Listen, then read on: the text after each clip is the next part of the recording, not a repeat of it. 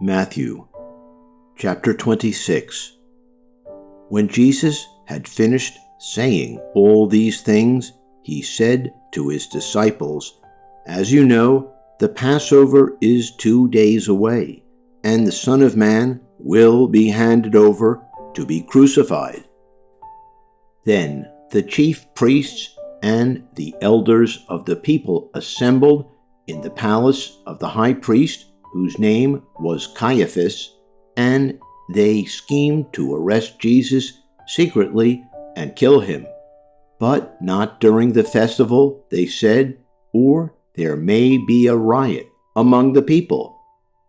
While Jesus was in Bethany, in the home of Simon the leper, a woman came to him with an alabaster jar of very expensive perfume, which she poured on his head as he was reclining at the table. When the disciples saw this, they were indignant. "Why this waste?" they asked. "This perfume could have been sold at a high price and the money given to the poor." Aware of this, Jesus said to them, "Why are you bothering this woman? She has done a beautiful thing to me. The poor you will always have with you, but you will not always have me. When she poured this perfume on my body, she did it to prepare me for burial. Truly, I tell you, wherever this gospel is preached throughout the world, what she has done will also be told in memory of her."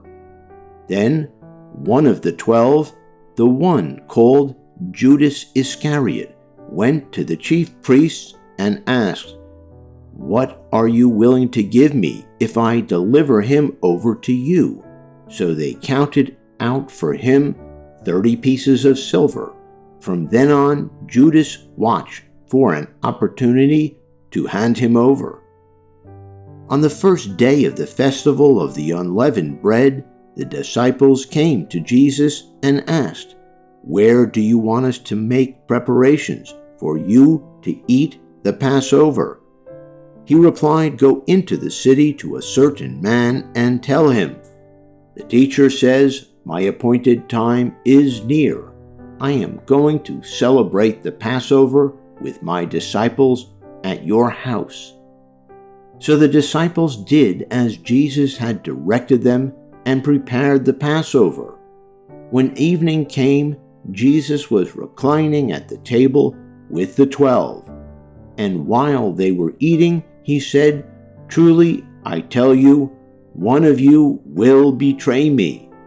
They were very sad and began to say to him one after the other, "Surely you don't mean me, Lord." Jesus replied, "The one who has dipped his hand into the bowl with me will betray me. The Son of Man will go just as it is written about him. But woe to that man who betrays the Son of Man. It would be better for him if he had not been born." Then Judas, the one who would betray him, said, "Surely you don't mean me, Rabbi?" Jesus answered, "So have you said." While they were eating, Jesus took bread. When he had given thanks, he broke it, gave it to his disciples, saying, "Take and eat. This is my body." Then he took a cup, and when he had given thanks, he gave it to them, saying, "Drink from it, all of you. This is my blood of the covenant, which is poured out for many for the forgiveness of sins.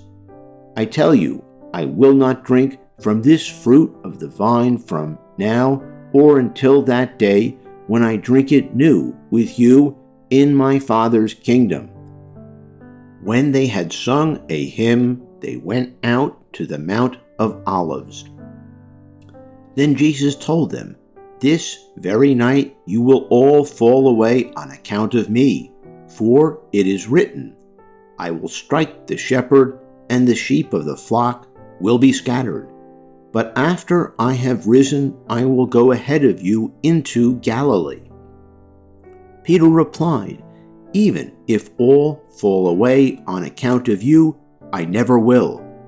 "Truly, I tell you," Jesus answered, "this very night, before the rooster crows, you will disown me 3 times."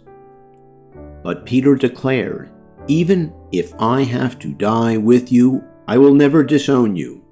And all the other disciples said the same. Then Jesus went with his disciples to a place called Gethsemane, and he said to them, "Sit here while I go over there and pray." He took Peter and the 2 sons of Zebedee along with him, and he began to be sorrowful and troubled. Then he said to them, "My soul is overwhelmed with sorrow to the point of death. Stay here and keep watch with me." Going a little farther, he fell with his face to the ground and prayed, "My Father, if it is possible, may this cup be taken from me, yet not as I will, but as you will." Then he returned to his disciples and found them sleeping. "Couldn't you men keep watch with me for 1 hour?" he asked Peter. "Watch and pray so that you will not fall into temptation. The spirit is willing, but the flesh is weak."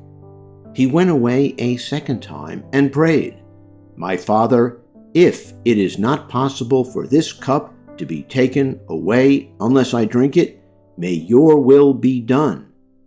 When he came back, he again found them sleeping, because their eyes were heavy. So he left them and went away once more and prayed the 3rd time, saying the same thing. Then he returned to the disciples and said to them, "Are you still sleeping and resting? Look, the hour has come, and the Son of Man is delivered into the hands of the sinners. Rise, let us go. Here comes my betrayer." While he was still speaking, Judas, one of the 12, arrived. With him was a large crowd, armed with swords and clubs, sent from the chief priests and the elders of the people. Now the betrayer had arranged a signal with him. "The one I kiss is the man. Arrest him." Going at once to Jesus, Judas said, "Greetings, Rabbi," and kissed him. Jesus replied, "Do what you came for, friend." Then the men stepped forward, seized Jesus, and arrested him. With that, one of Jesus' companions reached for his sword, drew it, and struck the servant of the high priest, cutting off his ear. "Put your sword back in its place," Jesus said to him, "for all who draw the sword will die by the sword. Do you think I cannot call on my Father, and he will at once put at my disposal more than 12 legions of angels? But how then would the scriptures be fulfilled that say it must happen in this way?" In that hour, Jesus said to the crowd, "I am leading a rebellion, that you have come out with swords and clubs to capture me? Every day I sat in the temple courts teaching, and you did not arrest me. But this has all taken place, that the writings of the prophets might be fulfilled." Then all the disciples deserted him and fled. Those who had arrested Jesus took him to Caiaphas, the high priest, where the teachers of the law and the elders had assembled. But Peter followed him at a distance, right up to the courtyard of the high priest. He entered and sat down with the guards to see the outcome. The chief priests and the whole Sanhedrin were looking for false evidence against Jesus so they could put him to death. But they did not find any, though many false witnesses came forward.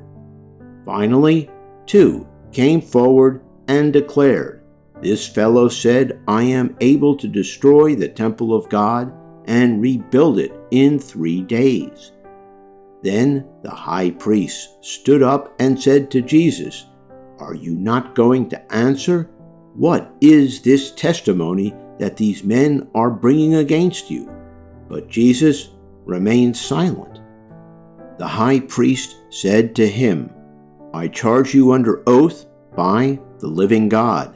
Tell us if you are the Messiah, the Son of God." "You have said so," Jesus replied, "but I say to all of you, from now on you will see the Son of Man sitting at the right hand of the Mighty One and coming on the clouds of heaven." Then the high priest tore his clothes and said, "He has spoken blasphemy. Why do we need any more witnesses? Look now, you have heard the blasphemy. What do you think?" "He is worthy of death," they answered. Then they spit in his face and struck him with their fists.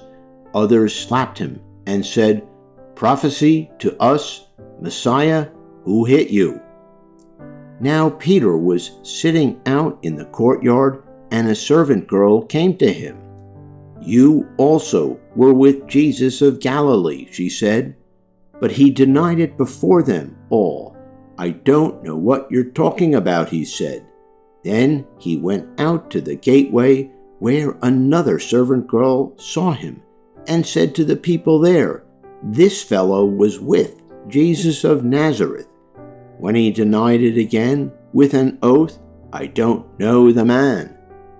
After a little while, those standing there went up to Peter and said, "Surely you are one of them. Your accent gives you away." Then he began to call down curses, and he swore to them, "I don't know the man."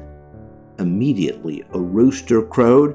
Then Peter remembered the word Jesus had spoken, "Before the rooster crows, you will disown me 3 times." He went out and wept bitterly.